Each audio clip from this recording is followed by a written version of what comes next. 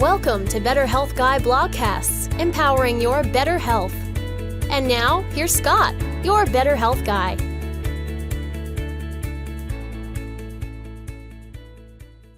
The content of this show is for informational purposes only and is not intended to diagnose, treat, or cure any illness or medical condition. Nothing in today's discussion is meant to serve as medical advice or as information to facilitate self-treatment.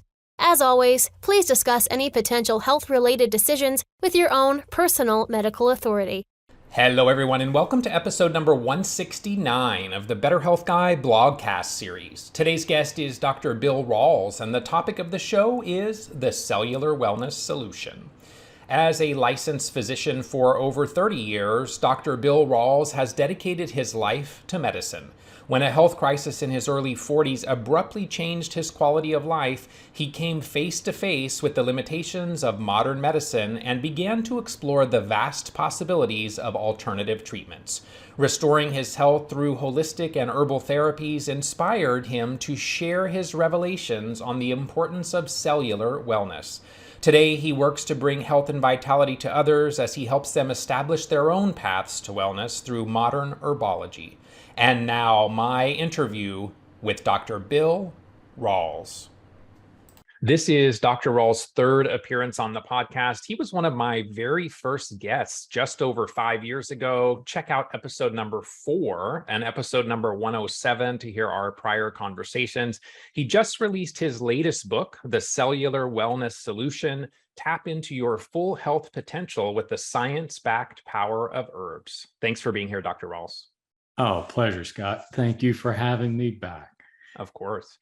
You know, we touched on this a little bit in our prior conversations, but I'd love people to hear just a little bit of your own health journey with chronic illness that led you to the passion you have today to help so many others. What were ultimately the primary issues that you uncovered that were leading to a decline in your own health? Well, it was not paying attention is what it was. You know, I've been a physician for about 30 years, and I went into obstetrics and gynecology as far as my training, because I was just really captivated with that wellness aspect of that specialty. It was dealing with young people who were healthy and wanted to stay that way. And, you know, bringing life into the world, bringing a new baby into the world was fantastic. And I enjoyed the surgical component. But small town practice of OBGYN, I was doing call every second to third night. And I was just one of those doctors that if I had somebody that was in labor or, you know, somebody in the hospital, I just couldn't sleep when I was on call. So I was like 15 or 20 years of being totally sleep deprived, of just not getting sleep. And back then, there was serious question, you know, do we really need sleep? This is a waste of time. So I was just pushing through it, you know, and it caught up with me in my late 40s and I crashed and just everything. So, but doctors really couldn't find anything. You know, like my thyroid was fine, all my labs were fine. And I identified with fibromyalgia, but kept coming back to this thing that I heard about Lyme disease. You know, I knew I'd been bitten by ticks my whole life. So I kept coming back to that, even though my initial tests were negative. Finally, like a lot of people with fibromyalgia, dug deep enough until I got a positive test. And it's like, okay, now I know what's wrong and I can fix me. Did antibiotics, they just made me sicker. Through this journey, I've realized that this thing we call chronic Lyme disease is really quite a bit more complex. But it was an open door that helped me understand all of chronic illness in a different way. And it also led me to my personal recovery using herbal therapy. So over about a 5-year period, I regained my health completely. And I'm pleased to say that at age 65, I'm living a great life. You know, I'm doing a lot of things that I thought I was going to lose in my 50s. And here I'm living a perfectly normal life. And it's really extraordinary. And I feel like I owe a lot of that to using herbs for a decade and a half. Beautiful, beautiful. Interestingly, my initial diagnosis was a chronic fatigue syndrome, but also fibromyalgia. And similar to you, it took a long time. No one talked about Lyme. I think there was maybe one practitioner that tested for Lyme, but never even had a conversation with me about it. That didn't show anything. And so it took 8 years before we even kind of stumbled onto that. And herbs certainly have been a top tool in my toolbox as well. In the book, you talk about the factors that promote wellness. So nourish, move, defend, calm, purify. We're going to talk about those. And also those things that promote illness. So poor diet, physical stress, microbial stressors, mental stress, and a toxic environment. You discuss the persistence of Borrelia in chronic Lyme, that the spirochete is likely not fully eradicated from the body. Fortunately, it doesn't need to be to regain health. But I'm wondering, do you think that we might be having that same conversation in the future around chronic COVID, that it may actually be more of a persistent COVID? The things that we recognize, I think, are just scratching the surface.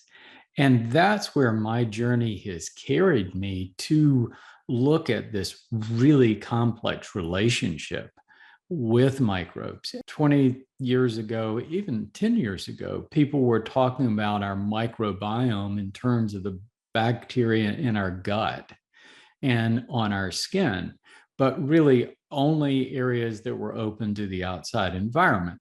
Where my journey is showing me is that we're a community that extends into our tissues, into our blood. I was just reading, some of getting ready for your interview, and some of the questions that you sent. I was doing a literature search, and I came upon a brand new study looking at L-form bacteria in the blood. And, it's that what an L-form bacteria is a bacteria that enters our cells, gives up its cell wall, and is able to replicate using other means beyond standard bacterial replication, and is able to just exist inside cells like macrophages and other cells in the body. So Borrelia has that capability. Bartonella, chlamydia, all of these microbes that we associate with Lyme disease, but also Staphylococcus and Streptococcus, that they didn't think, well, they actually can do that. So yeah, and these studies, I've found studies that we have bacteria in our brain. We have a microbiome essentially of the brain, of bacteria that live there inside our cells. And so in our blood, in our brain, that means we have bacteria and viruses and other microbes spread throughout our body. So yes, the presence. So particular scientific study was kind of looking at that conversation. Well, some of these bacteria are probably symbiotic. They may have some purpose inside our cell, but then others not so much. And, if the cell is unhealthy, it can lead to pathology. So yeah, these L forms, these bacteria that live inside cells, are very resistant to antibiotics. So it appears that we have a microbe presence within us that is stronger than anybody ever thought. And it's fascinating. And I don't know quite where we're going with all of it, but just the idea that it is there, I think, is something to really pay attention to.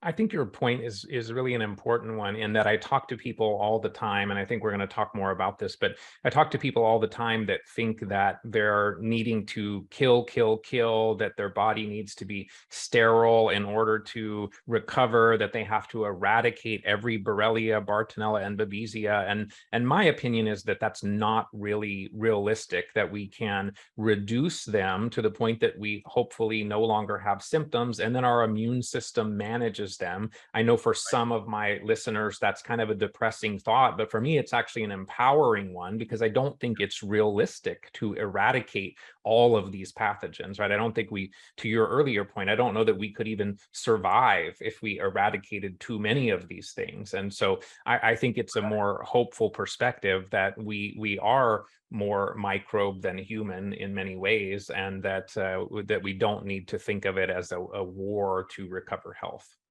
I think that's really important, and I think there are more and more people that are coming to that conclusion.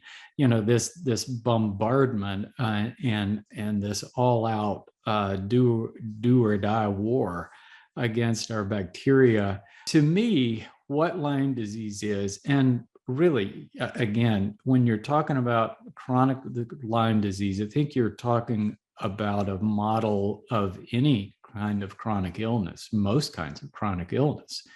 It's an assault on our cells, but it's this complex relationship with our cells. So where I am with the whole thing is recognizing that cellular health is so remarkably important, that we all have bacteria. It's like I'm sure I picked up, who knows how many different tick-borne microbes when I was a child. I spent my whole youth out in the woods.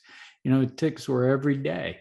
And I know I had those things in my system, but it wasn't until I stressed my cells chronically, not sleeping, poor diet, eating on the run, just stress of every variety.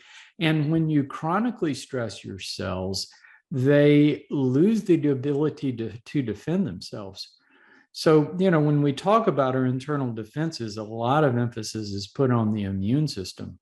But one really interesting aspect of my journey is understanding that healthy cells can defend themselves. They have processes. There's a process called autophagy that cells rebuild themselves. They break down old material, old mitochondria, proteins, etc., churn that down into the amino acids and recirculate it. It's just cellular efficiency, but it's also how cells expel intracellular microbes, pathogens. And if cells are healthy, they can defend themselves. If they're stressed, though, the pathogen is going to win out. I guess we're fortunate that we all live in a stress-free world today, right? Right. In the new book, you focus on what happens at a cellular level and how we support health by supporting the cells that make up our tissues, our organs, and ultimately our bodies. You talk about how injured cells release chemical substances that send an SOS signal to the brain. So I'm wondering if that concept is similar to Dr. Bob Naviau's cell danger response model, and what are some of the primary things that you think trigger the cell to send out this SOS signal? Yeah.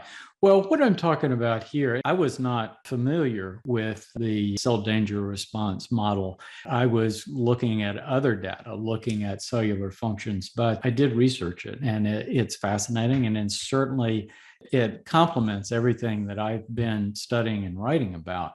But this idea that, yeah, I mean, it just makes sense, really. And like if you step wrong and twist your ankle, you have injured cells in those joints.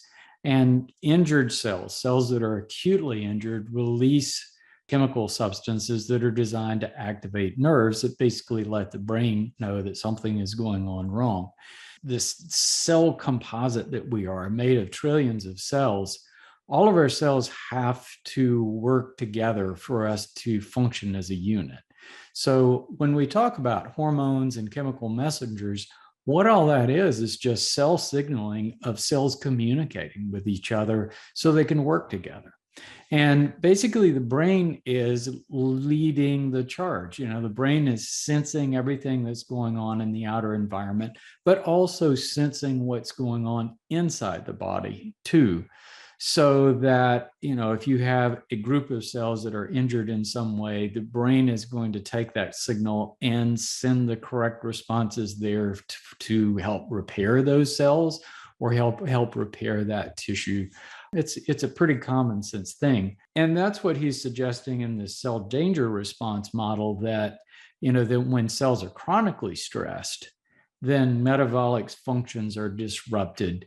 And so you get dysfunctional signaling that can be associated with chronic illness. And reading his response, reading his theories, I think they're right on par, except for I think he hasn't really taken a look at this intracellular microbe component with the whole thing. And you add that into his theories, and it's going, oh yeah, now we're looking at a real understanding of chronic illness, to understand cells that have been chronically stressed, the microbe component, disrupted metabolic functions.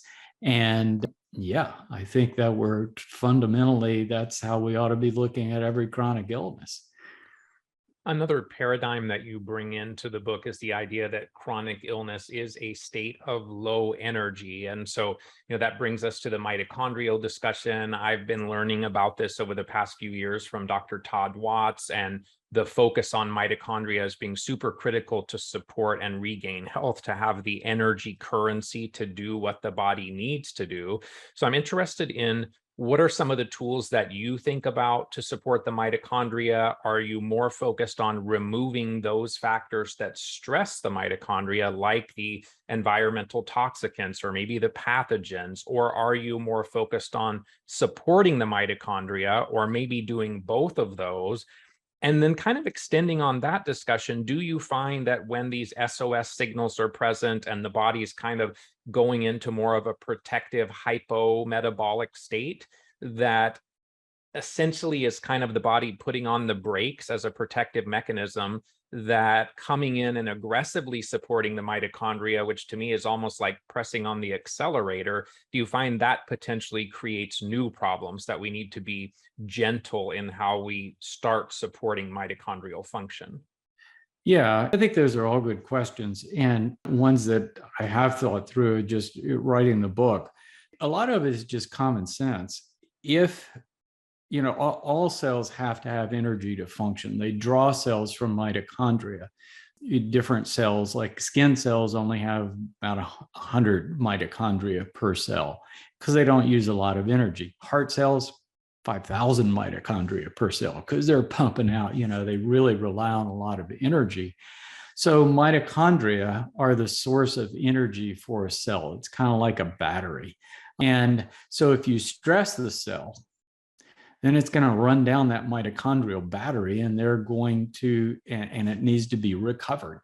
You burn out your mitochondria, you have to circulate and build new mitochondria, which is part of that autophagy process that we mentioned.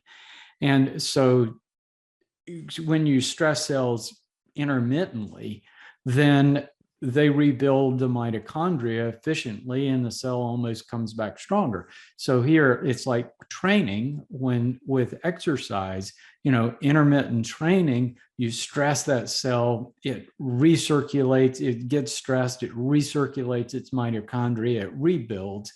And then when you come back, you're even a little bit better than you were after that transient stress. But with chronic illnesses, we're talking about chronic stress, that,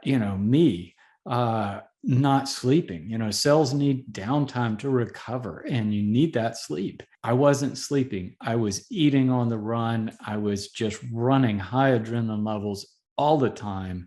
And, so you chronically stress your cells, and they don't have time they don't have the ability to rebuild, regenerate, and recirculate new mitochondria. So you basically use up the battery, you burn it out. So cells, and this is happening to cells throughout the body, so that you dwindle down. So mitochondria, when you look at mitochondria to generate energy, the price is free radicals. So the energy generating machines inside the mitochondria are constantly getting burned out, and the mitochondria has to constantly replace those things. So, but you get to the point where the mitochondria just burns out completely. So you have to rebuild new mitochondria. So in a chronic stress situation, it's not that you've drained your battery down, you've run the batteries dead and you need to replace them. And you're not able to do that if the stresses don't let up. So when you look at mitochondrial resuscitation, everybody out there is throwing raw materials at the mitochondria. We're taking NADH and coenzyme Q10 and all of these different nutrients. Well, those are the raw materials that the cell needs to rebuild that internal working parts inside the mitochondria. But if your mitochondria are burned out, it can't do that. So loading those things in, you're correct, Scott. Just loading too much of it in, I don't know that you're really doing any harm, but you're not helping that much either. So the only real solution is you got to give them a break. You got to let the stress up. For me, I had to sleep. I had to eat better to nourish my cells better. I had to really pay attention to my stress level. And very importantly, I took herbs. So I talk about herbs from the point of view of the antimicrobial aspects, but wow, when you look at what the herbs are doing as far as mitochondrial resuscitation, it's really important because the herbs are counteracting every single cellular stress factor. So we know that many herbs have anti-diabetic properties. They're protecting us from eating too much carbohydrate. Not to say we all shouldn't cut back, but still you're getting some extra protection. They are helping to neutralize toxins, neutralize free radicals, neutralize radiation, and helping to suppress those microbes so that our immune system isn't working so hard. So every known cellular stress factor is being counteracted by the chemistry of the herbs when we take them. So wow. So what we're doing is we're giving our cells a break so they can recover, so they can rebuild mitochondria. So that process called autophagy is a really interesting process. And I actually found a study looking at a lot of the herbs that we use, like Japanese knotweed and Chinese skullcap, were actually helping to preserve autophagy, which is preserving the ability or enhancing the ability to recycle those components and recycle mitochondria. So I found out, it makes common sense when you go through it, but I actually found all the supporting evidence to say, yeah, it really is happening that way, which is cool. So autophagy, mitophagy, that kind of janitorial service of the mitochondria as well. And we're going to talk more about that. You also in the book suggest that cells that make up our tissues are potential food sources for microbes. I found that interesting. And so I'm curious, is it that the organisms literally are consuming the cells, or is it that the organisms become intracellular and consume the resources of the cell? Both, yeah. All living things are food for something else. All right. Yeah. It starts, all energy that is used by life on Earth comes from the sun. So we depend on plants.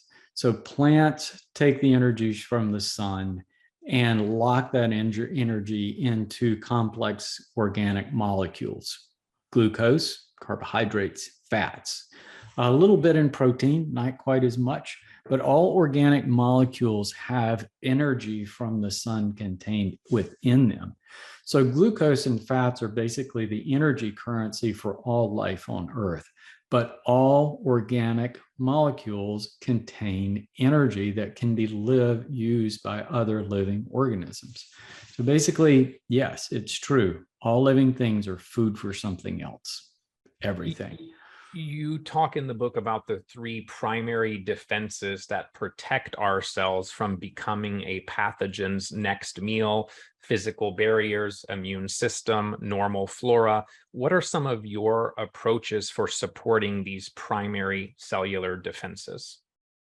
I would probably add a fourth on there, just exploring it deeper, just this autophagy process of cells defending themselves too, which I'm seeing now as more and more important in this pathway.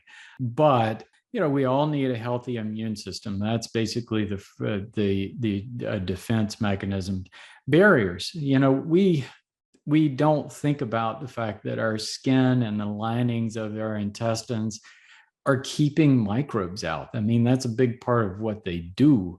And our intestinal tract contains all the microbes inside our gut. If you rupture your intestines and the bacteria get out, it's not good because they enter your tissues.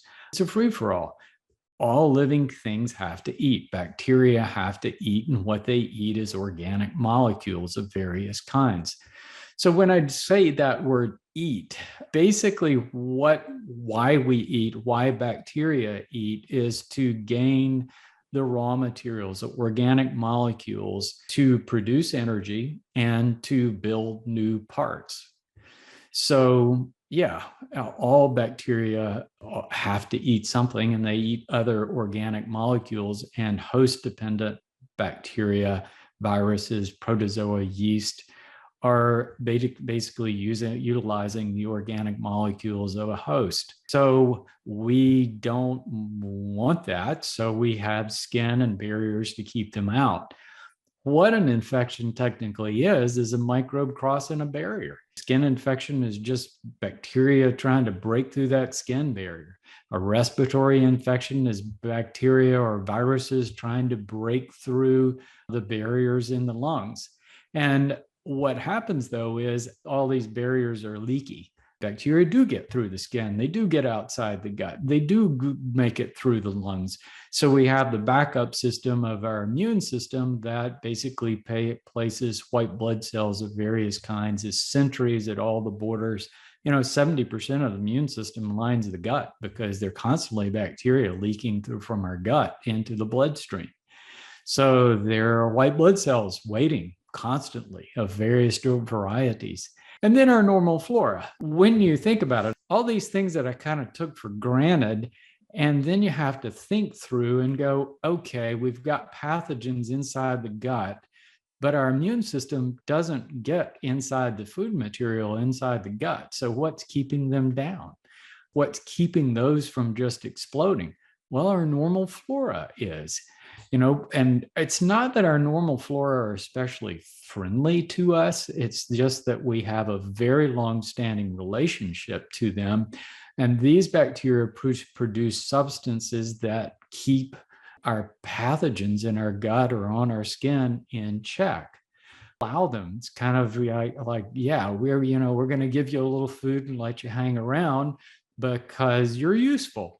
So our immune system doesn't attack them, and they help press all these other things. So, but now reading about, this dormant microbiome in our blood of bacteria that live inside our blood cells, possibly, and apparently inside a lot of other cells in our body, I'm starting to wonder if that relationship goes into tissues too. But that's still pretty uncharted territory. That's really fascinating. So the concept of autophagy, that's where we're talking about senescent cells or cellular senescence. Some people call them zombie cells as well. Wondering if you incorporate any polyphenols like fisetin or apigenin, or suggest various types of fasting. I know you already mentioned Japanese knotweed and Chinese skullcap. What are some of your top autophagy promoters? Well, I think it's just basically cellular health maintenance. And that word autophagy is getting a lot of press these days. And it was discovered as the ability of cells when we go through starvation, when cells don't get nutrients, when we're in a starvation state. Cells have this capacity to start breaking down proteins and other substances to be able to survive. So it was labeled as a survival technique.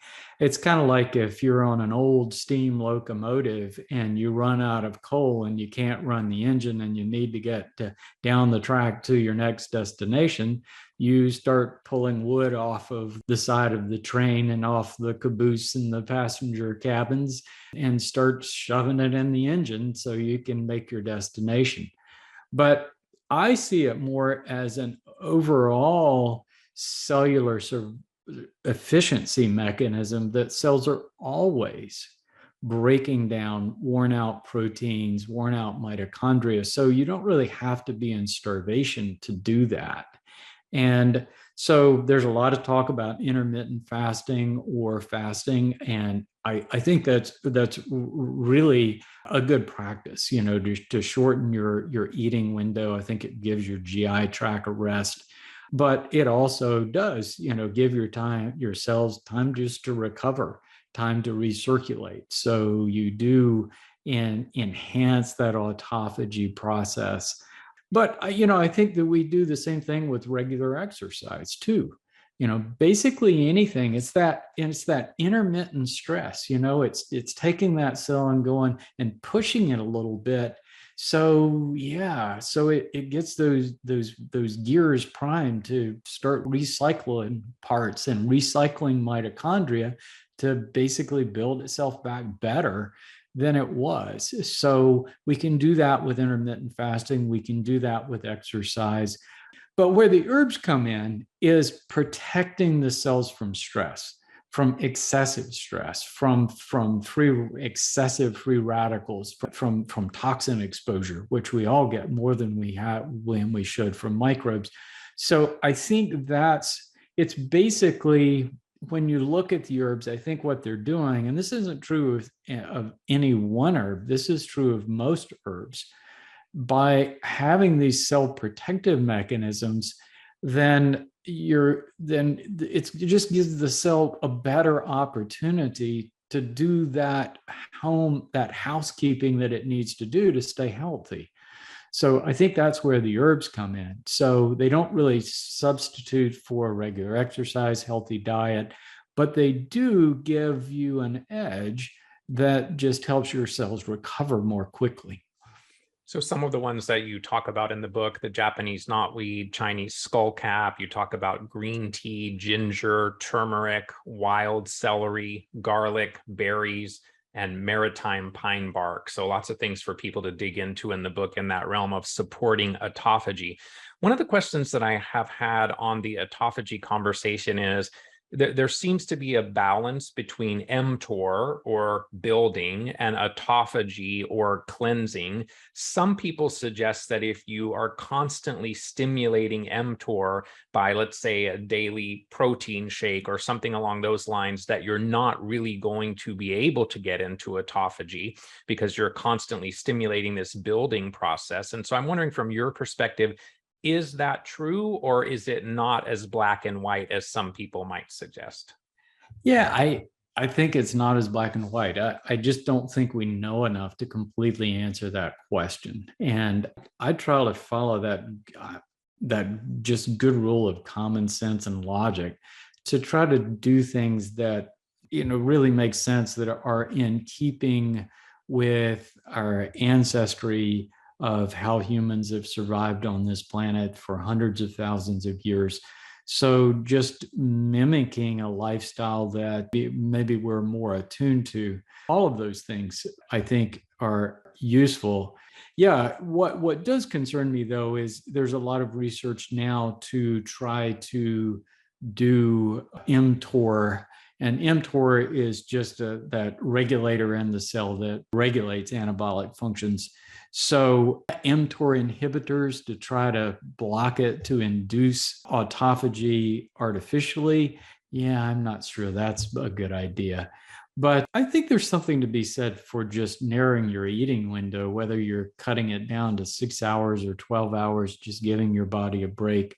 But there's just so much value in being physically active. I think that is doing some of the same things that are just so remarkably important, and not necessarily going out and running marathons, just walking, just doing daily staying active stuff is just really important. I love that answer, because I'm not giving up my morning protein shakes. So that was good. Let's talk about immune modulation. In the book, you discuss that you find it difficult to explain autoimmune illness without considering a microbe. And I totally agree. In fact, many years ago, I was moderating a conference in Amsterdam where on the stage with me were Dr. Joe Burrascano, Dr. Dietrich Klinghardt, Dr. Ann Corson, just some amazing heroes of mine. And someone in the audience asked that question, can autoimmune illness exist without the presence of a pathogen? And everyone kind of looked around, and I think it was Dr. Klinghardt that took the microphone and just said, no. And so, part of treatment then, from my perspective, and it is addressing the microbe, but also modulating the immune system, the Th1, Th2, Th17, Treg cells. How do we not have that hypervigilant, overactive, damaging type response from the immune system? So are there specific herbs or mushrooms or tools that you consider top immune modulating interventions?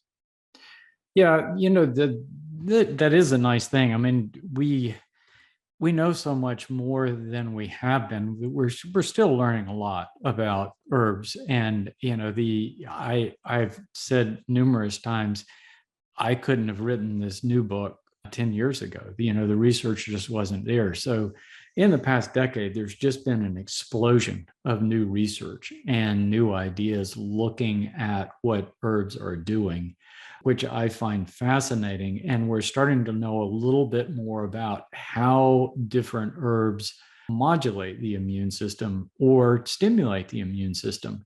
So, and that modifies how we might want to use the herbs. For example, echinacea has some really wonderful antiviral properties and is commonly used for colds and flus and that sort of thing. But it's a potent immune stimulator that could actually increase or promote autoimmune illness.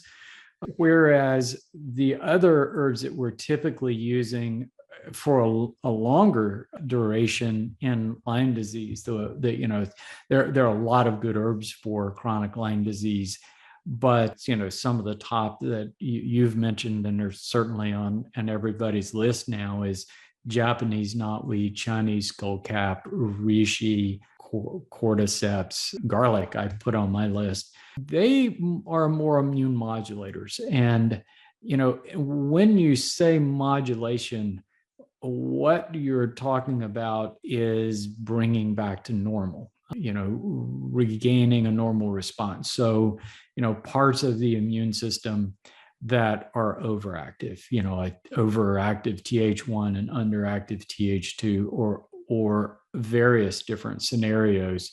These herbs tend to bring it back to center, along with suppressing the microbes.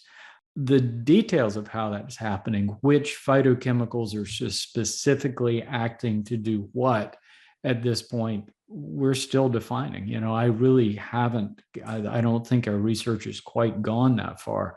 But it's fascinating that we have observed over and over and over that these things are happening. And it really goes to looking at it now, probably hundreds of thousands of people have used these herbs, long-term use, not months, years, and have had that effect. I personally, my immune system was a mess. I had overactive allergic responses, obviously underactive regarding overcoming the infection, and years on herbs just straighten all of that out. So it really is a fascinating thing to observe. And I think it's just, because we're not getting like a single chemical with an antibiotic, we're getting the plant's entire defense system, basically the plant's immune system, with not only the antimicrobial substances, but also the signaling agents. And we get different responses from different plants because different plants in different environments solve problems differently. And we know a lot about the herbs and how they work just because humans have been using them for various kinds of purposes over hundreds and sometimes even thousands of years. So, 100 years, 1,000 years ago, we didn't know the chemistry of why they were happening. But now we're taking those traditional uses and how the herbs were applied and looking at the chemistry of how they're working and really understanding what's going on. So, we probably know more about herbs than anything else. And it's just, we should be paying even more attention. I want to underscore your differentiation from immune boosting versus immune modulating, because very similar to the idea of kill, kill, kill, which I think is not the right strategy. Immune boosting is often what people ask me, oh, what can I do to boost my immune system? Well, to your point, if you have autoimmune conditions, which is super common, I kind of see it as a spectrum when we're talking about chronic Lyme. There is some immune dysregulation. Just boosting indiscriminately is probably going to make things worse. So it's more what you're talking about with using herbs that are more modulating. That fascinating concept of immune modulation. Over the years, we've had several people who are using the herbs call and ask, I've read or I've heard that andrographis, cat's claw are immune stimulants that could increase autoimmune illness.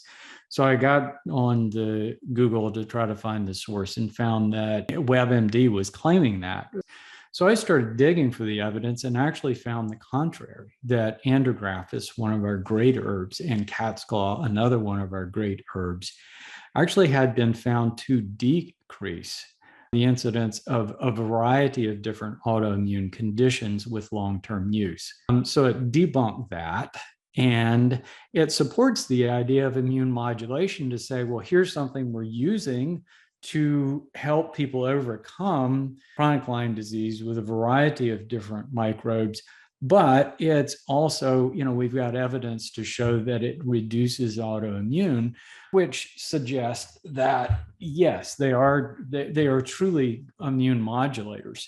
And we do know, that autoimmune phenomenon, evidence is starting to show up. They've defined that a lot of the symptoms of Lyme carditis and Lyme arthritis are resulting from a low-grade autoimmune phenomenon. So, yeah. So what role do you feel that microbes may play in the development of cancers? And does working a longer-term antimicrobial herbal strategy, if you're dealing with chronic Lyme, for example, does that potentially reduce our risk of cancer development later in our lifetime?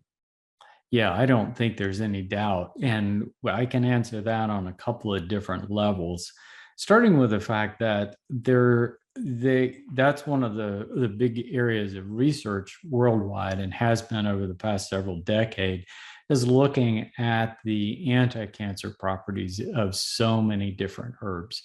And part of that is just protecting cells from various kinds of stress factors. But I think it's also what I don't see in some of the research is they're not looking at the microbe component. It gets back to that logical argument of the difference between bacterial cells and our cells.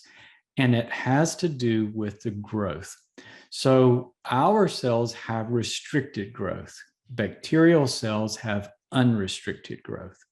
And what I mean by that is you can only fit so many cells into an organ. You only can have so many heart cells, so many intestinal cells, so many brain cells.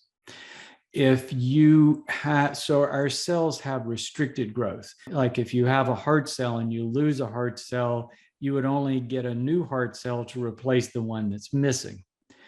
When our cells take on unrestricted growth, we call it cancer. When that growth just keeps growing, it destroys the organism. So we have to live in a state of being a multicellular organism that all of our cells have restricted growth. What cancer is unrestricted growth. Bacteria, all bacteria have unrestricted growth. If you put bacteria in a petri dish full of food, they will keep growing until all the food is gone.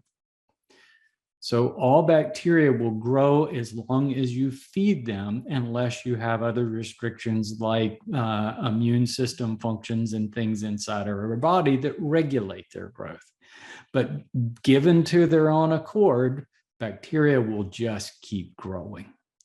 So that in itself suggests a connection of the possibility. And I was able to find a study that they took an algae, which is a multicellular organism. It has cells like ours. It's organism of cells working together. And they took this algae and they put it in a closet to stress the cells. So it wasn't getting any sunlight, which stressed all the cells.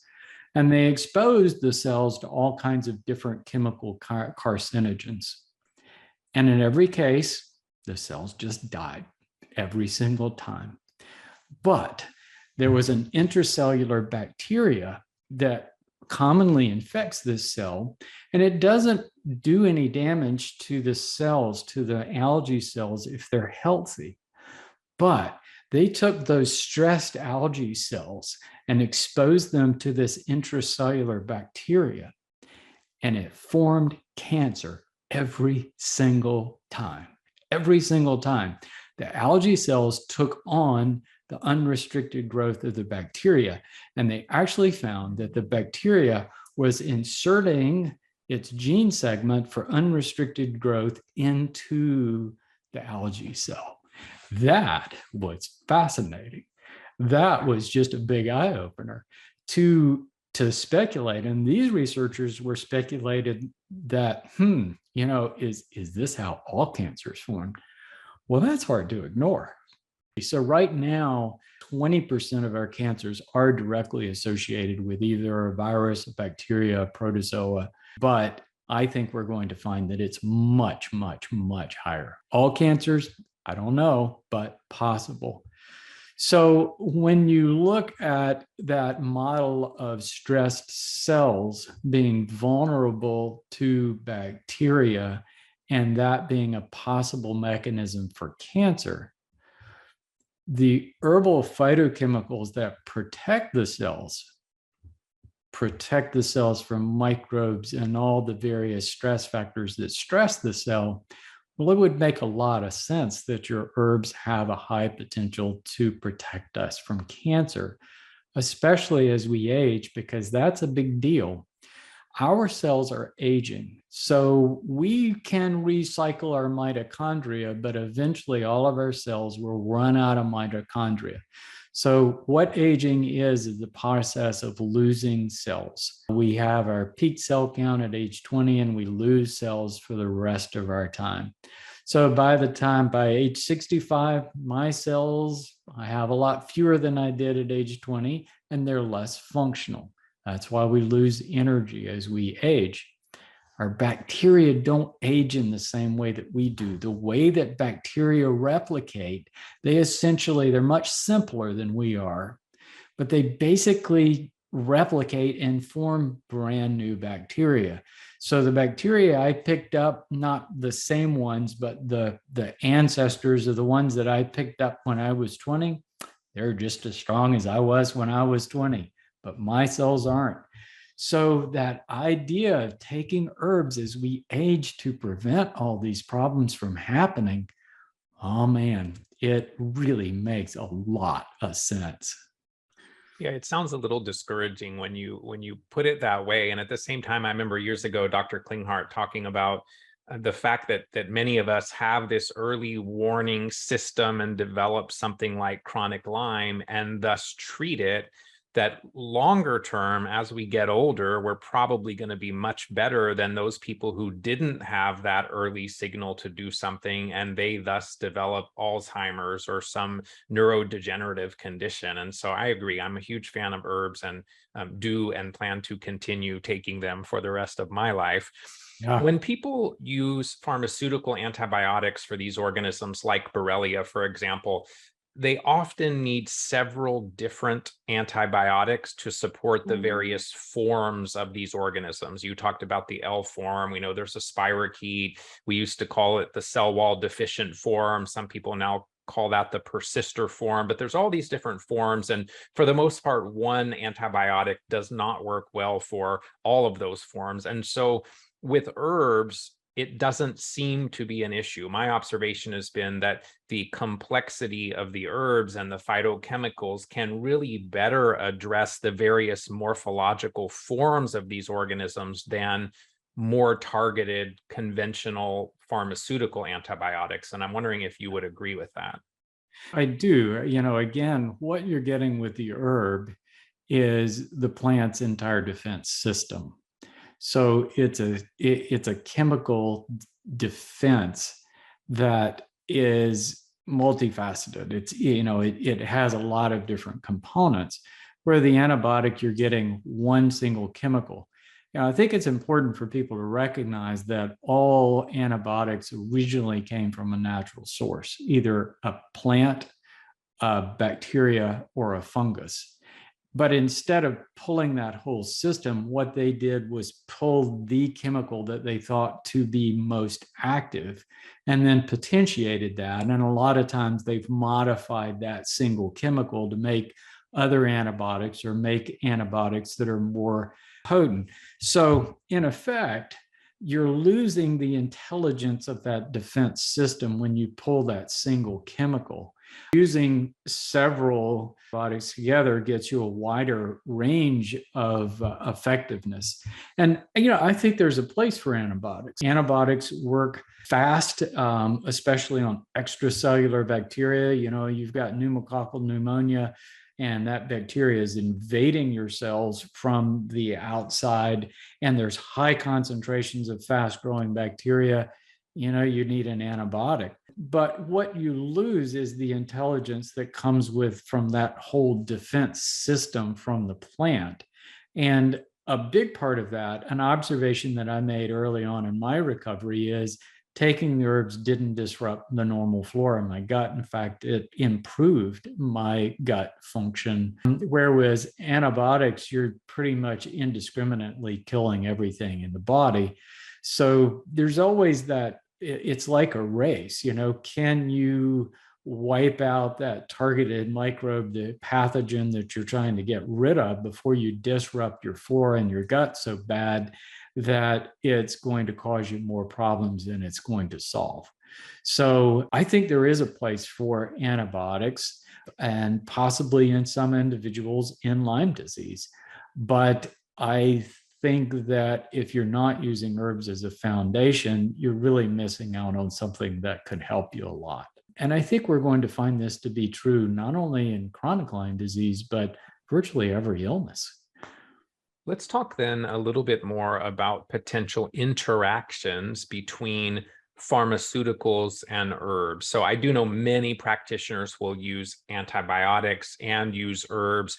Generally speaking, that's a reasonable thing to do. I know when we get into some of the antidepressants, anti-seizure medications, anticoagulants, in some cases, we have to maybe be a little more thoughtful in potential interactions. So what resource do you recommend, or what guidance do you generally recommend for people so that they can consider these pharmaceutical herbal interactions or the potential for interactions? Sure. Yeah, I think it varies per herb. And I tried to, this new book, I've attempted to really start building that resource and looking at herbs as not being one thing, but a pretty wide spectrum of things. So I created what I call the herbal safety spectrum that I published in the book. So at one end of the spectrum are plants that we eat as food. So they're about as safe as you can get. They don't have any drug-like effects. You can eat them every day, or we do eat them every day. And at the other end of the spectrum are plants that are toxic to us for whatever reason. And most of our drugs are down at that end. I found an article that suggested that about 70% of our drugs originally came from plant sources. But it wasn't, a lot of people hear that and they think, oh, well, our drugs are coming from our medicinal herbs that humans have been using. No, our drugs come from poisonous plants. We're pulling out things that poison enzymes or activate receptor pathways or transmitter pathways in the body to get a desired response, generally suppressing the symptom or lowering a process of illness. But, all drugs, if you use them beyond the therapeutic dose, whether that's aspirin, ibuprofen, or a heart medication, they're poisons. So you really have to be careful with them. So there are some herbs that have stronger properties like that. And I gave several examples in the book. So it gets back to how is that plant solving the problems it's having to deal with in its environment with phytochemistry, with signaling agents. So some of these signaling agents do affect us in a very drug-like way. So I'm trying to set a standard of where we put herbs along that pathway. And I created what I call the safety zone of herbs. And most of our antimicrobial herbs actually fit in this category of things that don't have strong drug-like effects as far as affecting enzymes or neurotransmitters in our body. So we don't necessarily feel taking them. And they're predominantly protective. They're protecting us various kinds of cellular stress factors. So those have pretty low reactivity with most drugs. About the only significant thing is they all have mild blood thinning properties. So you have to be careful with them with drug thinners. But moving down kind of toward the drug end of that spectrum, you find things like St. John's wort and others that do have things. It's like St. John's wort affects an enzyme pathway that breaks down serotonin in the body, so you build up more serotonin. It basically works just like the drug Prozac or Zoloft. So it has more drug-like properties. So the more drug-like properties these phytochemicals have, the more apt you're going to have drug interactions or issues with them. So we put a list of a variety of different herbs in the book and classified them along that spectrum just to help people understand what things that, there are a lot of herbs that you can just go to a health food store or order over the internet and you can take them and they're pretty darn safe and they have a low potential to get you in trouble. There are other herbs you really ought to talk to an herbalist or someone else before you use them, especially if you're on other medications. So I've tried to help people understand that concept and give them some things to work with in the book. Adaptogens are herbs that help us adapt to stress. I kind of think it almost like the immune modulation conversation, that these adaptogens are helping us to adapt or modulate our stress response. I use ashwagandha. I think that's a very common one. You also talk about some of the adrenal supporting tools like rhodiola, reishi, for example, where these are adaptogens, but also can be immune modulators. So just wondering, what are some of your favorite personal adaptogens? Oh, I think you hit several right there, Scott. Rhodiola is kind of top of my list. I've always loved that one. Ashwagandha, I've found to be immensely useful in my practice. It, combined with other herbs, is really wonderful for menopausal symptoms. Reishi is definitely one. Reishi and cordyceps, I think, are primary ones that we use in chronic illness recovery, chronic Lyme disease, things like that, because they have such wonderful cell protective properties. So when you talk about adaptogens, one of the big things is they don't have drug-like properties. They have a high safety profile. That means that you can take them every day without concern that you're going to develop any long-term side effects. They're just going to provide benefits as long as you take them. And I think that makes them pretty extraordinary. Part of the definition of adaptogen, though, is that it affects the hypothalamic pituitary adrenal axis. So there are chemicals in there that help us balance our stress hormones. And that differentiates an adaptogen from another herb that might be really a nice cell protectant, like turmeric or hawthorn for the heart.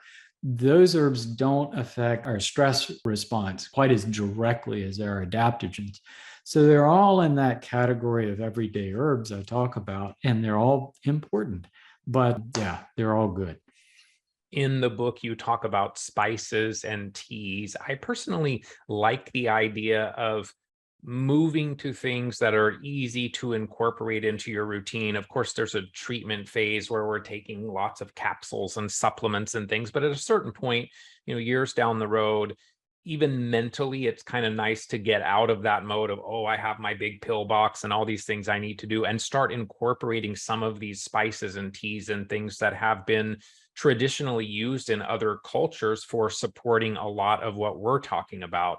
And so I'm wondering if Dr. Bill Rawls has thought about creating a medicinal spice or tea blend or product in the Vital Plan line in the future, potentially. We probably will. It's really just bandwidth at this point, being able to do it all. And we've really concentrated on more things that we can help people with directly, solving problems. But all of those things, I mean, they are just really nice to make part of your life. That daily smoothie. I mean, I do my smoothies every day, and I dump some reishi powder or lion's mane powder, and usually another herb like ashwagandha. And so, that's a nice way to get them in your life. And evening teas that are relaxing are wonderful. What happens though is people don't do that as consistently as they can do commercial preparation. So I think it's, the answer is all of the above, and capsules and tinctures are a way that you can get it very consistently. In fact, I would make a case that it is possible to use herbs much more consistently now than it ever has been in all of human history that we've been using them.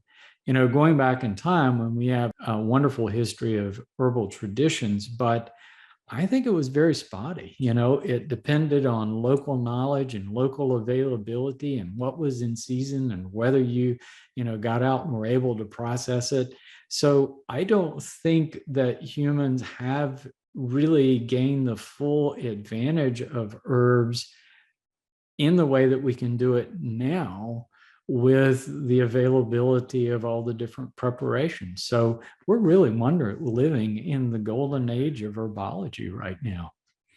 Shilajit is a material that I've been interested in over the years for detoxification. At the same time, I've always been a little cautious because some sources of Shilajit can be contaminated with heavy metals. So I know in the book you talk about a specific type of Shilajit that I then researched and learned that many good products actually incorporate that specific Shilajit. So wondering if you can just tell us a little about what it is about Shilajit that you are excited about and how we can find sources that are less likely to be contaminated with heavy metals. Yeah, Shilajit is an interesting substance. It really, really is. And what it is plant matter that has been compressed in the soil and fermented with bacteria. So you have, and it typically, most sources of Shilajit and historical use are from the Himalayas. But I actually found that Native Americans in Alaska and Canada also have been using it for years. And it probably varies a little bit from location to location because of the plant matter. So something that'll bend your mind a little bit, Shilajit is what petroleum ends up being if you just let it cook for another million years. So Shilajit is recent fermentation of plant matter. And what you get is soil substances called humic acid and fulvic acid that are really, really wonderful for our cells, wonderful for our GI tract. So we're getting something that it's hard to get just from processed herbs. So we're getting that. And it's logical that we should be getting it.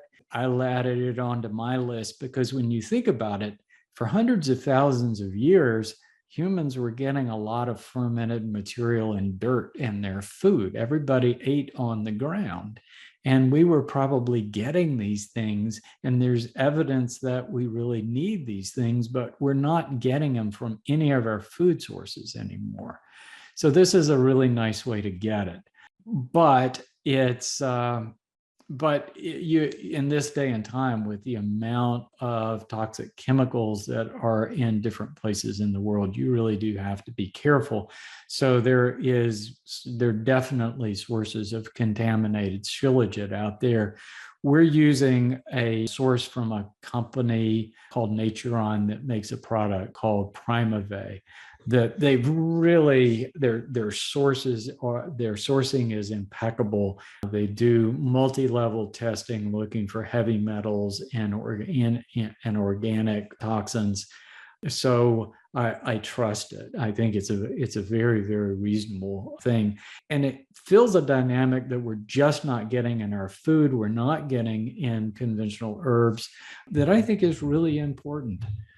And is that in one of your Vital Plan formulations? Yes, I put it in our product called Daily Herbal, which is just the everyday herbs. Beautiful. It has rhodiola and reishi and turmeric and gotu kola, which is wonderful for the brain. But all of our herbs, we're using high-grade extracts that have been tested several times over to make sure they are properly sourced and free of various kinds of contaminants that none of us really want. We know that pharmaceutical antimicrobials are not very discerning and can impact the beneficial organisms in our bodies as well.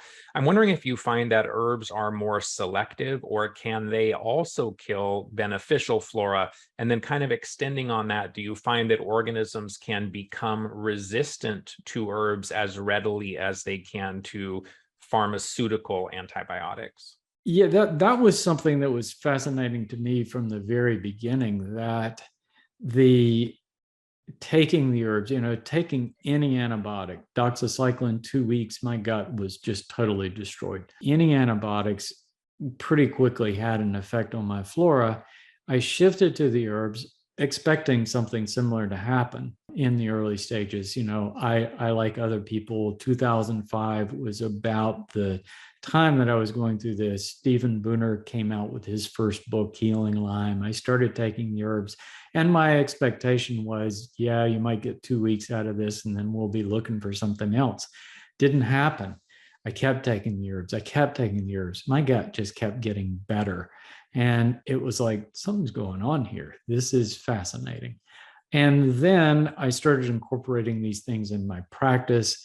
And over the years, I've literally used them with thousands of people. And that's the response, that they don't disrupt the normal flora in the gut. They help balance the microbiome, in my opinion, better than a probiotic, any probiotic, which is fascinating. With this most recent book, I actually found a study that they had done, an animal study, and actually proved that the phytochemicals suppress pathogens in the gut and promoted growth of normal flora, which I thought was really great that somebody took the time to actually study that. Pretty much any question that I've had, I've been able to find that somebody has peered into that particular question. So yes, there's very good evidence, but it makes sense. Everything's logical. Plants need to conserve friendly bacteria, but not suppress pathogens,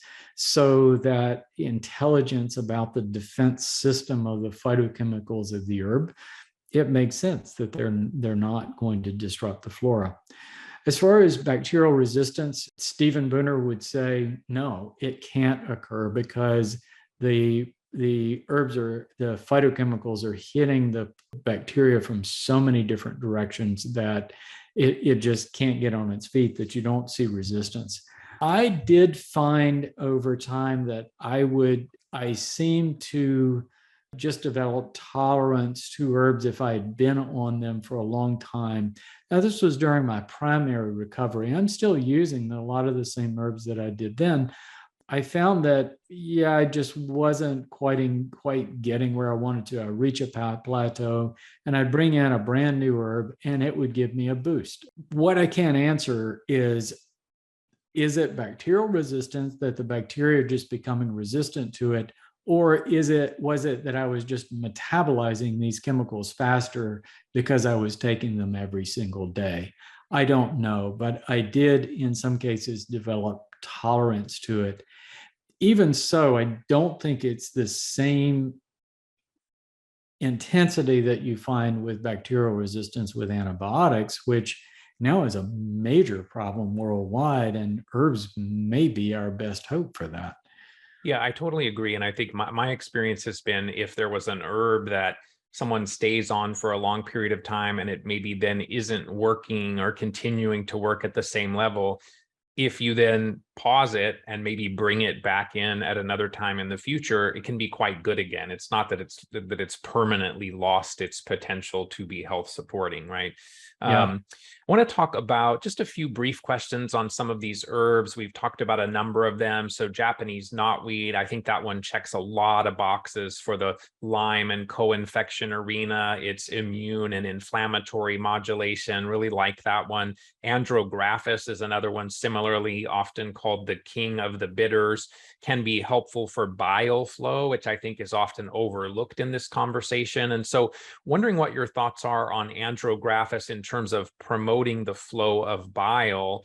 Do we need to, in that case, take it as a liquid so that we're triggering those bitter receptors that are going to help with bile flow? Or is your opinion that taking Andrographis in a capsule or tablet type format can similarly help to support bile flow? Bitter herbs have been long recognized for promoting intestinal motility and promoting bile flow. And it probably goes back to the fact that, we look at our herbs today, they were probably pretty similar to what, in fact, a lot of things that humans were eating in a forage food diet hundreds of thousands of years ago are probably things we define as herbs now. And a lot of food was bitter. So it wasn't that sweet taste of carbohydrate, which was pretty deficient in the forage food diet. It was bitter that actually stimulates our digestive process and stimulates bile flow. I think that it is an important aspect of health. I think it is a really a good thing for us to do. Other herbs, milk thistle, dandelion, or other bitter herbs that promote bile flow. But, like I said, when I asked the question, I looked for the study, and yes, someone had actually found that if you do the bitter herbs in capsule and you don't actually taste the bitter, it still had that effect. So yeah, it was, I'm amazed that somebody actually looked at that, but their opinion in the study was that yes, you can take it in capsule, you don't have to taste the bitter. But yeah, I think it's still a good thing to take some bitters every now and then. Andrographis, if you've ever done it in a tincture, it is bitter. The king of the bitters. Chinese skullcap is another personal favorite for viruses and other organisms, but also can help with mast cell activation syndrome and histamine intolerance and immune modulation. You mentioned some of the studies recently that show things like Chinese skullcap, Japanese knotweed, and cat's claw being effective for Borrelia, Chinese skullcap again, Japanese knotweed, and Andrographis for Bartonella and Babesia. So we're starting to come into some of these overlapping herbs that really check a lot of boxes. But what's interesting about many of these to me is they also can help with a lot of the chronic viral issues, the herpetic viruses, the Epstein-Barr, the herpes simplex, the herpes zoster, all of these viruses that I think also play a significant role. And so wondering if you are also seeing that these same herbs that we're using for Borrelia, Bartonella, and Babesia are helping people much more broadly than probably we even recognize. Oh, no doubt about it. Yeah, for years, Andrographis has been recognized as a wonderful antiviral for influenza and just colds and flus in general. And, whenever I've gotten something, I can remember my pre-Lyme days, I would get bad colds several times a year. And it was 1 to 2 weeks of misery, hacking, coughing, sneezing after Lyme disease, learning about the herbs and the antiviral properties.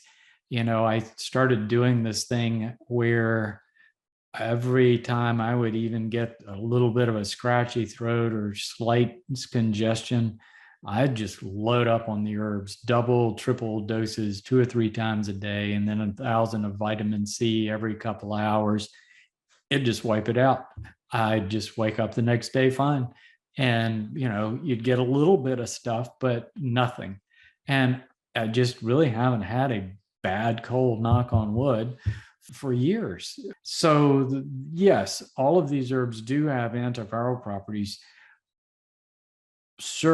Going back to March 2020, and we had this thing on the horizon that we were hearing about, and it was an unknown, and we didn't have any drugs, any vaccines, nothing.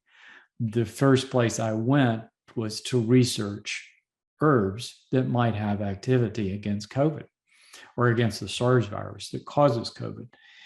There was some good data because people had looked at herbs as a possible tool against the previous SARS epidemics that had occurred in the early 2000s. So there was more data out there, even in the early days, than I expected. So which herbs did they find? Andrographis, Chinese skullcap, ginger, garlic, all these same things we're losing in Lyme were some of the first things that they looked at. And it's kind of like these new antiviral drugs against SARS. You'll find that they do one thing. It's like the latest drug inhibits an enzyme called RNA polymerase that the virus needs to replicate.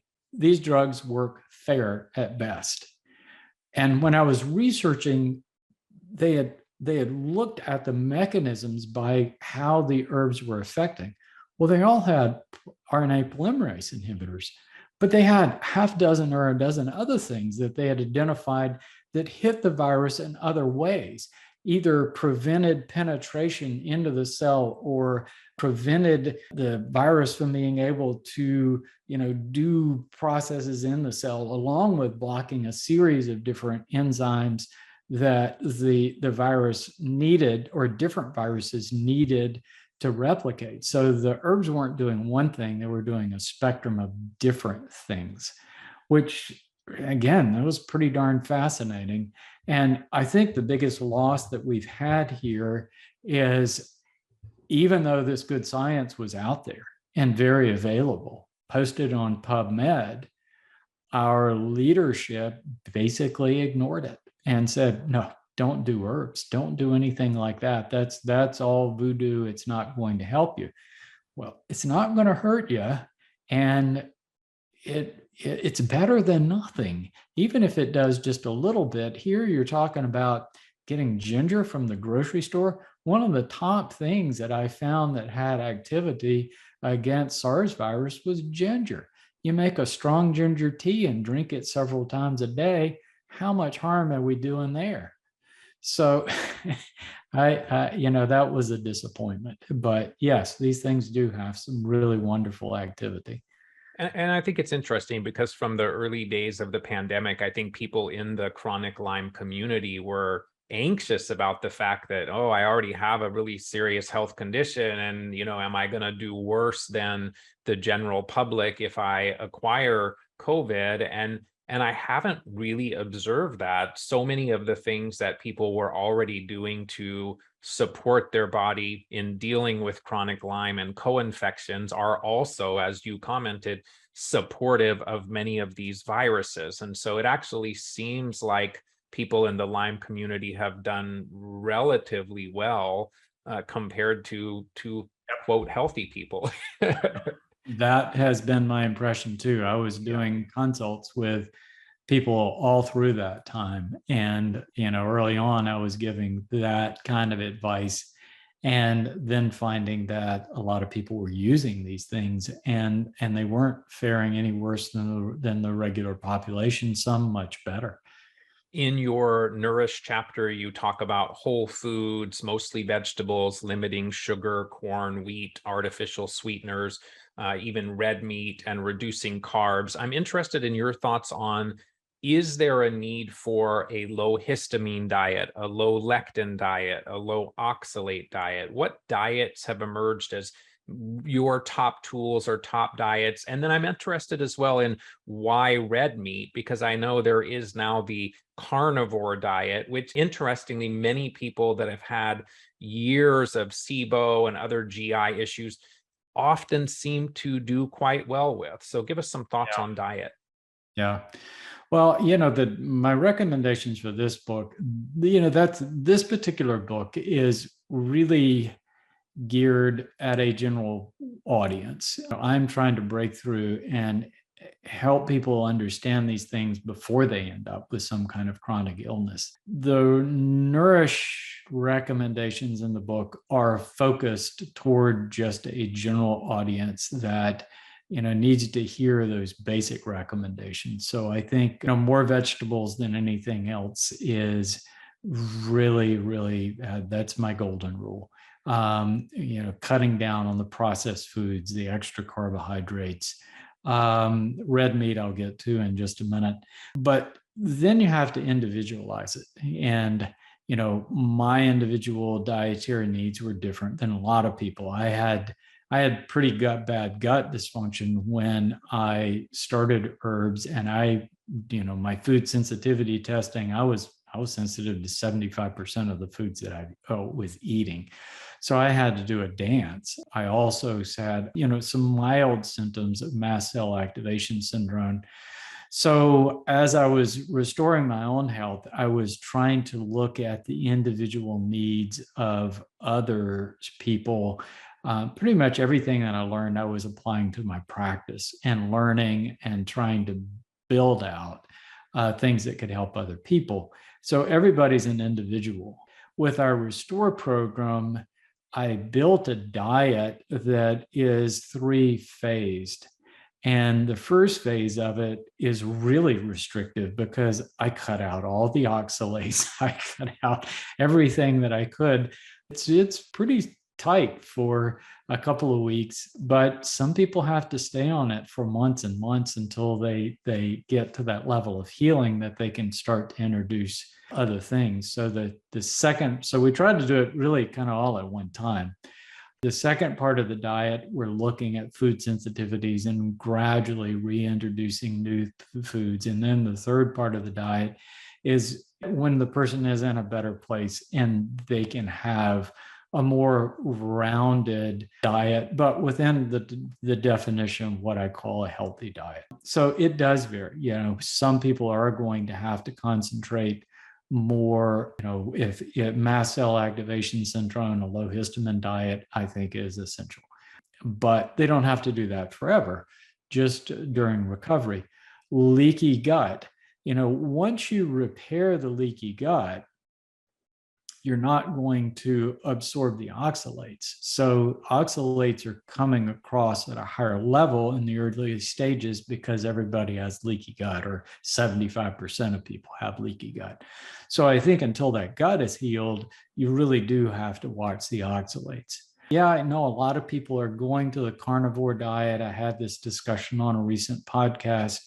The problem is the carbs. We're eating way, way too much processed carbohydrate that is growing a spectrum of bad bacteria in the gut. And so when people shift to a carnivore diet, when they're just eating meat, the big thing that they're doing is cutting out the carbohydrates. And so they're shifting their flora pretty dramatically. The problem is you shift it in another bad direction. So carnivore diet has several strikes against it. So early on, yeah, that might be okay. But what's missing are the vegetables, and that's what people need. And you really do need to eat more vegetables. Now, when I've met many vegetarians who are not eating vegetables and living on wheat and corn and soybeans. But here I'm talking about celery and cabbage and cauliflower. It's we're talking about vegetables. But the problem with the meat diet is you shift your flora to bacteria that basically they're called putrephins. and you end up selecting bacteria that increase your risk of colon cancer and a lot of other problems. So that is a problem with red meat. You're missing out on a lot of really important nutrients that are not present in a healthy diet. You're not getting vegetable fiber. Everybody talks about wanting to detoxify. The best binder that you can eat to detoxify your body, to pull those toxins out of your body, is eating vegetable fiber every single day. You don't get that in the meat diet. And the other problem with a meat diet is the fat and the protein, especially red meat. All right. So you're talking about a high protein diet. So when you eat a lot of protein, you do metabolize that, but you generate ammonia, which isn't good for your cells. And you also generate a lot of acid. And when you generate acid in your tissues, you have to keep your blood and your tissues at a pH of 7.4 all the time. And if you're generating a lot of metabolic acid, you pull calcium carbonate from your bones to neutralize that acid. So a high meat diet is associated with osteoporosis later in life. You leach your bones to neutralize all that acid. Plus the fat, the saturated fat.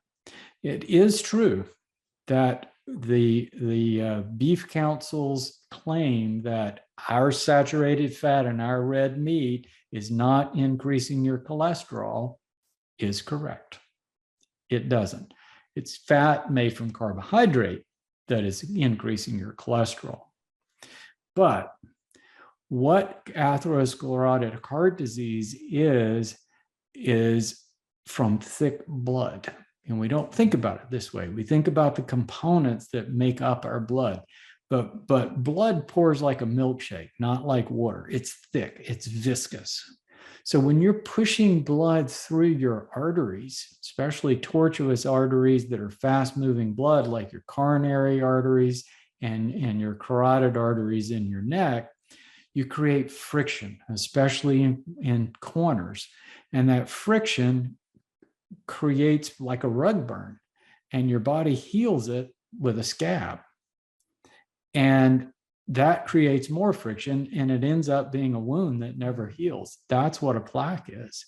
So the thicker your blood, the more friction you're going to have. So the saturated fat in red meat increases blood viscosity. Don't want to do that. Yeah, so that's there's too many strikes against an all meat diet. Maybe short term, but not long term.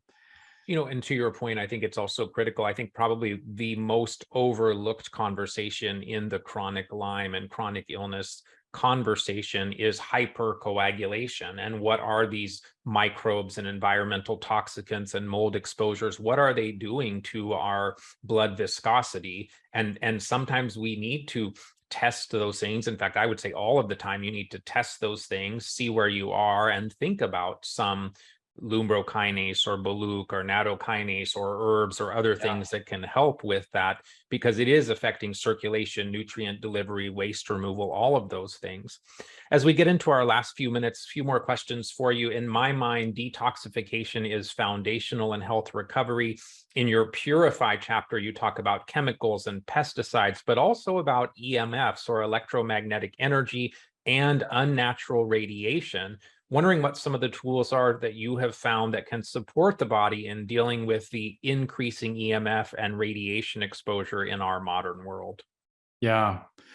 I think it is what I call cellular resilience. The healthier your cells are, the more they have the ability to resist these things.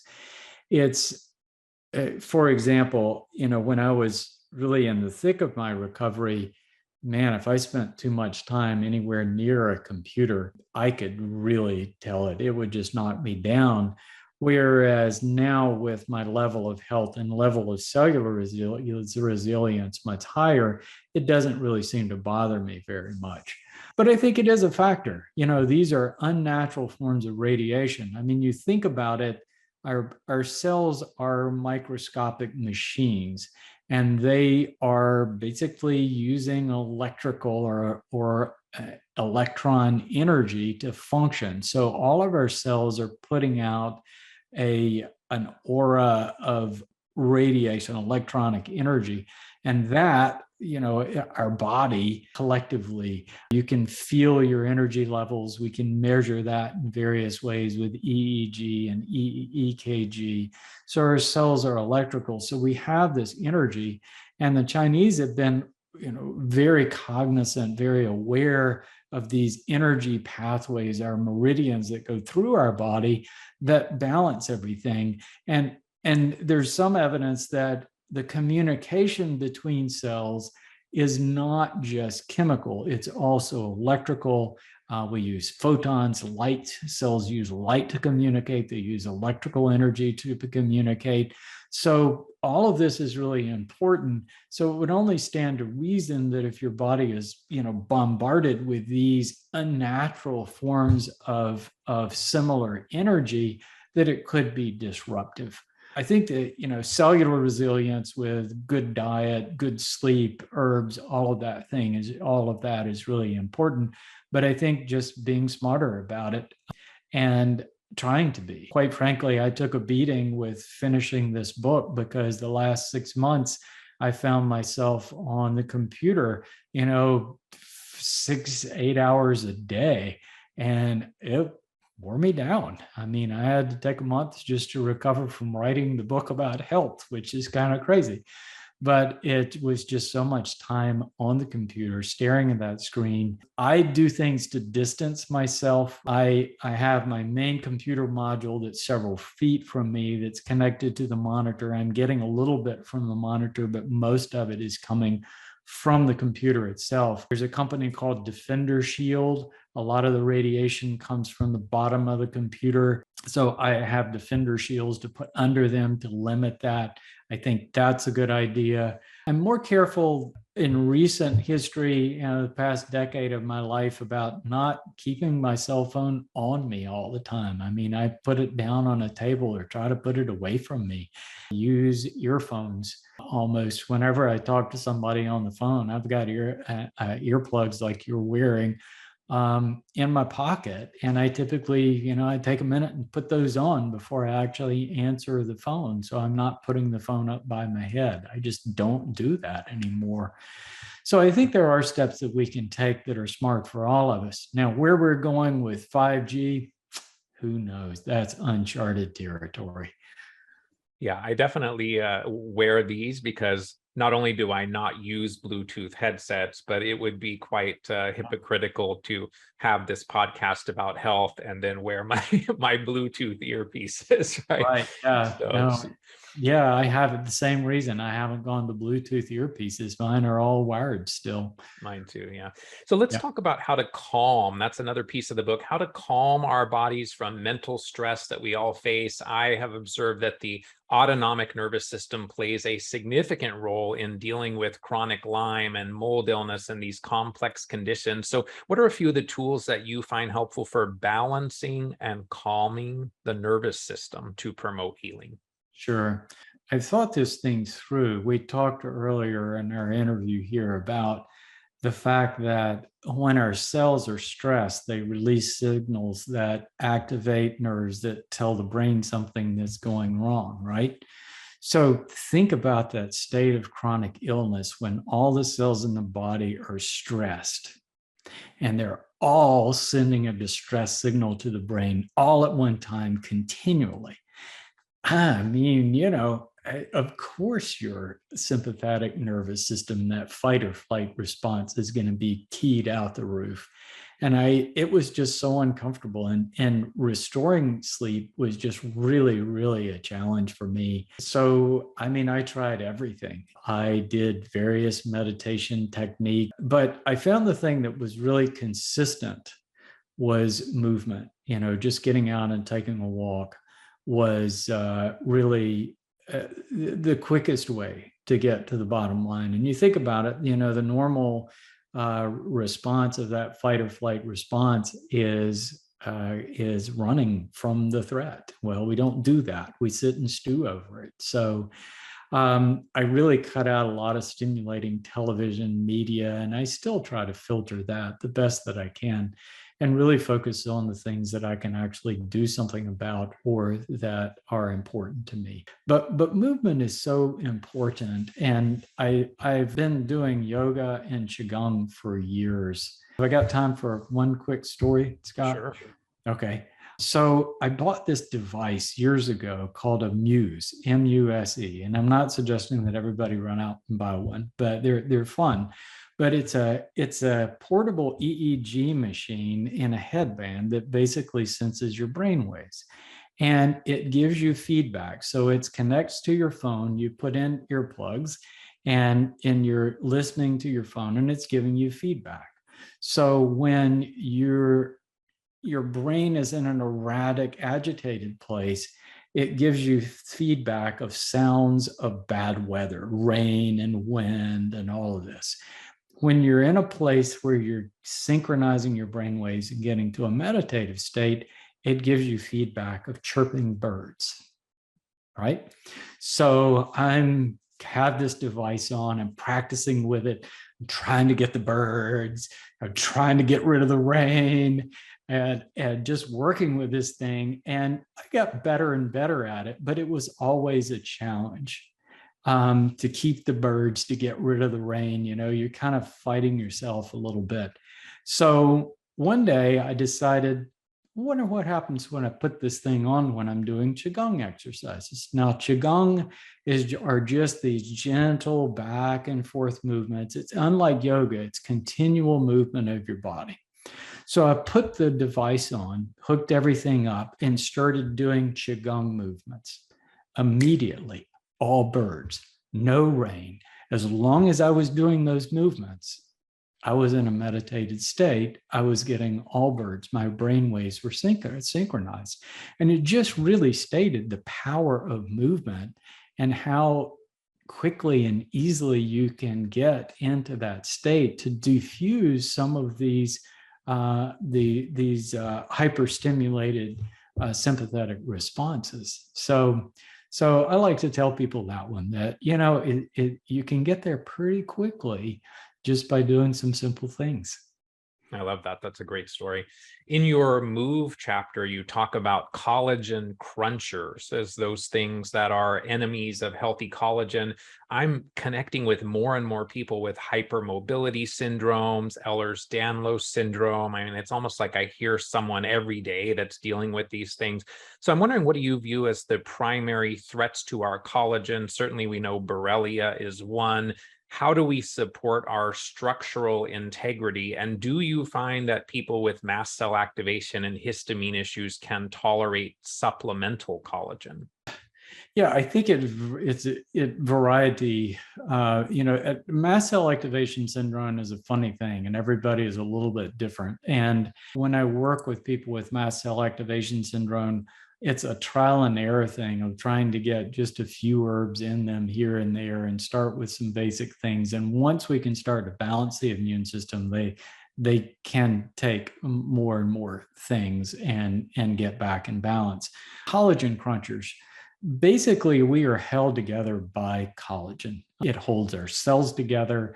It holds our ligaments together. So collagen is really important in our body. That, loss of collagen and loss of collagen producing cells is a factor in aging. It's why our skin wrinkles. It's why our muscles atrophy, or one factor. Glucose, blood sugar, carbohydrates, and starches and sugar. We talked about glucose, carbohydrates being the energy of the sun stored by the plant. Well, these are very highly reactive molecules. So when you're eating a lot more carbohydrate and getting more glucose in your system than you need, the problem is that glucose sticks to protein. So it sticks to stuff inside cells, and it sticks to your collagen, and it breaks those proteins apart. So I call that a collagen cruncher.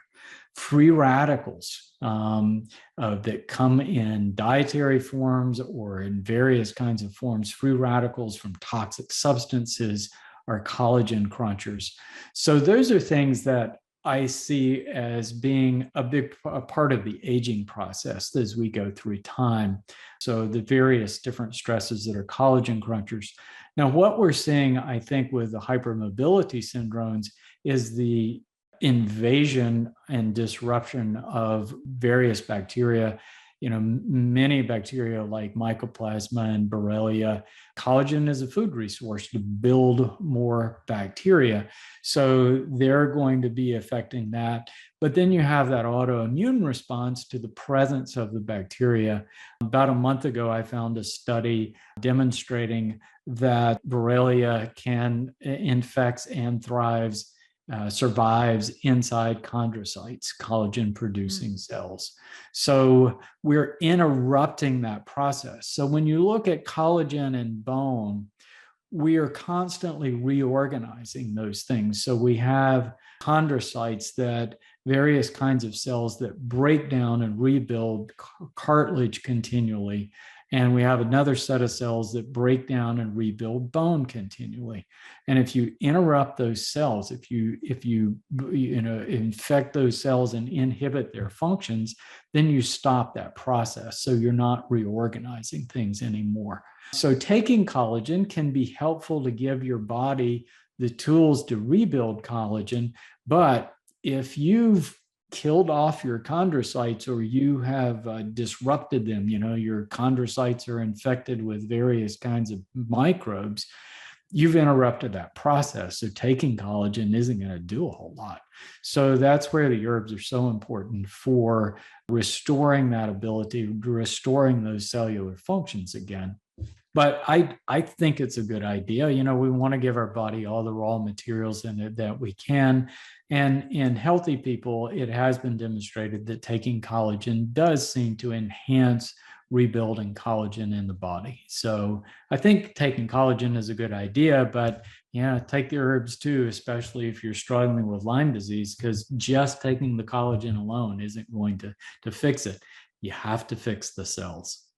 In the last of your factors that promote wellness, you talk about defend. You suggest hand washing, avoiding large crowds, avoiding biting insects. That's a big one. Using protection during sexual contact, being cautious of microbes when we're traveling, another big one, and having a focus on oral health. In the last part of the book, and we're not going to get into this today, but it's almost an encyclopedia of ways to approach different conditions. So you talk about andropause, blood sugar, bone health, brain and nervous system health, cardiovascular health, gut health, joint health, menopause, prostate health. This is where it's getting to the encyclopedia now. Skin health, sleep, and more. Really just a fantastic resource. So impressed with all the great information that's there for people. And with that, I think my last question is the same for every guest, and I'm going to customize it a little bit today for you. And that is, in the book, you make the comment, being alive is a gift. Living well is an even greater gift. But wellness isn't a given. What are some of the key things that you do on a daily basis to live well? Yeah, well, it's just scaling back and enjoying the little things in life. And I think that's really important. Looking at ways that you can get pleasure out of life, without spending tons of money or whatever. It's like to counteract all the stress that was with the book. And anybody that's written a book will tell you there's some stress there, but it's all mental stress, sitting there thinking through the problems. I decided to build a skiff, and I built a 14-foot skiff in the back shed that we have. And it took me all the fall, and I finished the skiff about the same time I finished the book. And boy, it was just such wonderful therapy to get out there and think differently and work with my hands. And I just had a great time with it. And now I'm just enjoying that little boat, just puttering around. They always say that the smallest boats are the ones that give you the most pleasure. And here's this little inexpensive thing that I built myself, and I'm just having a ball with it. Just the joy of getting out and puttering around in the marshes, and it's a lot of fun. So that has been wonderful. Just finding those little things in life to be excited about. But then, extending that and just the way that you live, making food just part of looking at it from the point of view of how can I gain pleasure from doing these things that nourish my body instead of just satisfying cravings, So it's an ongoing thing of trying to keep your diet good. I've been experimenting the past several years with intermittent fasting, trying to cut the carbohydrates out, trying to prepare all my food and get the raw materials and doing it. And quite frankly, there's a lot of joy in that. I enjoy cooking. I enjoy preparing food. You feel like you're so much more of the process. And it's more part of you. It's more real than just going and getting stuff out of a package. So eating good food, hitting that vegetable quota, that 50% mark every day is a lot of fun. I'm just really particular about exercising every day. I don't go to the gym. I get out and paddleboard, walk, just little stuff that keep me moving through the day, try to take breaks from the computer whenever I can. And I am unbelievably particular about my sleep. I try to get my 8 hours in every night and allow for that. And I'm really protective about it. I am as well. If I don't get a crown on my Oura ring, I'm really disappointed when I wake up. Right. So, I think I really want to urge people to go check out your latest book, The Cellular Wellness Solution. Tap into your full health potential with the science-backed power of herbs. For people, I think most people are aware of who you are, but for those that are not, you can certainly learn more at rawlsmd.com, at cellularwellness.com, vitalplan.com is the product line that Dr. Rawls has created, and he didn't really talk about those here. That's really not the focus of this new book, but I just really value that. I think you are someone that is very highly intentioned. I think that you've taken your own health struggle and really done amazing work to help so many of us that have dealt with these chronic conditions. And so I just want to honor you and admire all the work that you do. And thank you so much for sharing all of your knowledge with us today, Dr. Rawls. Well, Scott, thank you for the opportunity. This has been a wonderful conversation. I've enjoyed it so much. To learn more about today's guest, visit cellularwellness.com. That's cellularwellness.com. Cellularwellness.com. Thanks for listening to today's episode. If you're enjoying the show, please leave a positive rating or review, as doing so will help the show reach a broader audience. To follow me on Facebook, Instagram, Twitter, or MeWe, you can find me there as Better Health Guy. To support the show, please visit betterhealthguy.com/donate. To be added to my newsletter, please visit betterhealthguy.com/newsletters. This and other shows can be found on YouTube, Apple Podcasts, Google Podcasts, Stitcher, and Spotify. Thanks for listening to this Better Health Guy blogcast with Scott, your Better Health Guy. To check out additional shows and learn more about Scott's personal journey to better health, please visit betterhealthguy.com.